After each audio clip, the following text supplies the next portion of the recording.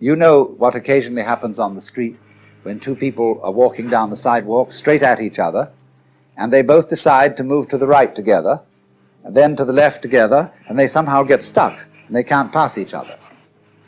Zen teachers will pull just exactly that sort of stunt when going down a path and meet one of their students, to see if they can get him in a tangle, and can he escape from it.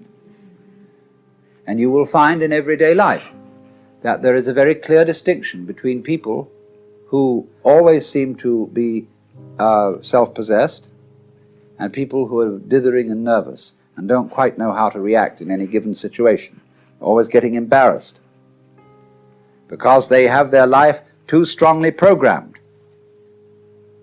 You said, this is a common marriage argument. You said you would do such and such a thing at such and such a time, and now you've changed your plans. Not that the change of plans really caused any inconvenience, but just the feeling that when you say you will do something at a certain time, you ought to do it at that time, come hell or high water. Well, that's being very unadaptable. That's being a stone kind of sticky thing.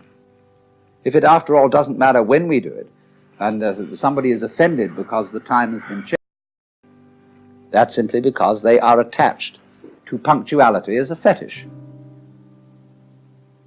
And this is one of the great problems. This causes many automobile accidents. Men rushing home to be on time for dinner when they stayed late either working or they had to stop for a drink at some bar, or when the girl feels that she has to, if she has a fussy husband and she feels she has to have the dinner ready at exactly a certain moment, she ruins the cooking. You'd rather have a faithful wife and a bad cook.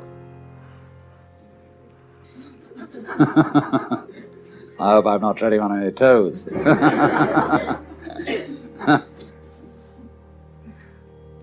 So, you see, we spend an awful lot of energy trying to make our lives fit images of what life is or should be, which they could never possibly fit.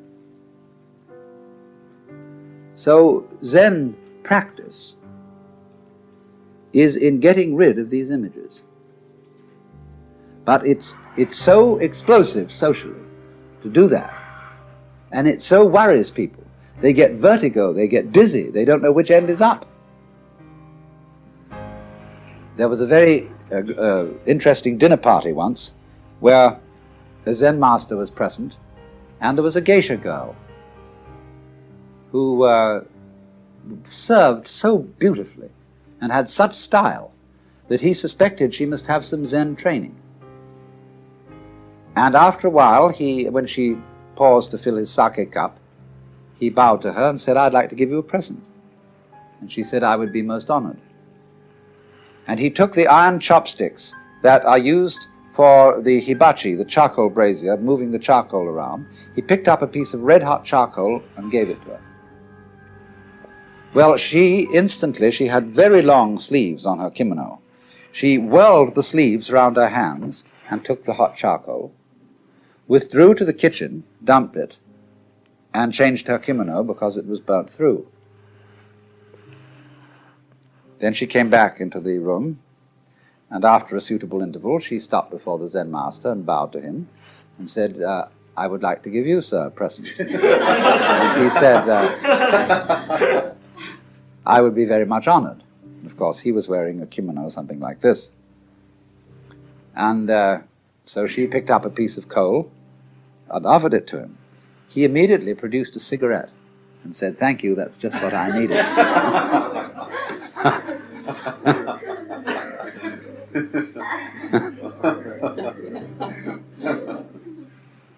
Now, you know, in the same way that we have this in our culture, certain people who are comedians, who know how to make jokes and gags in a completely unprepared situation, face them with anything, and they somehow come through. So that is exactly the same thing in a special domain as Zen. Only a master of Zen does this in every life situation. But the important thing is to be able to do this.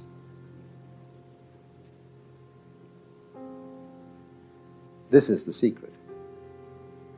You must remember, you can't make a mistake. Now, that's a very difficult thing to do, because from childhood up, we have had to conform to a certain social game. And if you're going to conform to this game, you can make mistakes or not make mistakes. And so, this thing has gone into us all the time. You must do the right thing. There's certain conduct appropriate here, there's certain conduct appropriate there. And that sticks in us and gives us a double self all our lives long, because we never grow up. Now, I only say, if that game begins to bore you, and it begins to trouble you and give you ulcers and all kinds of things, then you raise the problem of getting out of it.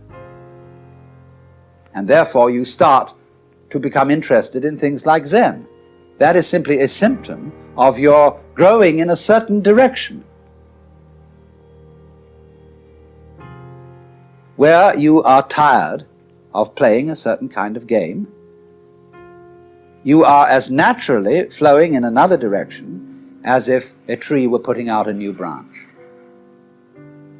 So because you say, oh well, we people are interested in higher things, you see, that depends still on the differentiation of rank between the superior and the inferior people. But when you begin to see through that and grow out of that, you don't think any more of this superior and inferior classification. You don't think we are spiritual people who attend to higher things as distinct from these morons who are only interested in beer and television. This is simply our particular form of life. Like there are crabs, and there are spiders, and there are sharks, and there are sparrows, and so on. But remember, in the process of growth, the oak is not better than the acorn. Because what does it do? It produces acorns. Or you could say, just like I sometimes love to say, that a chicken is one egg's way of becoming others. So an oak is an acorn's way of becoming other acorns. Where is the point of superiority? The first verse of that poem I just quoted, first verse is, in the landscape of spring there is nothing superior and nothing inferior. The flowering branches are naturally some short, some long.